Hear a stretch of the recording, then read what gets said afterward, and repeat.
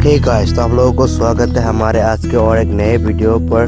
तो आज की इस वीडियो पर मैं आप लोगों को आपकी बाईसाइकिल पर 24 टीथ का फ्री व्हील कैसे लगाएंगे वो दिखाऊंगा।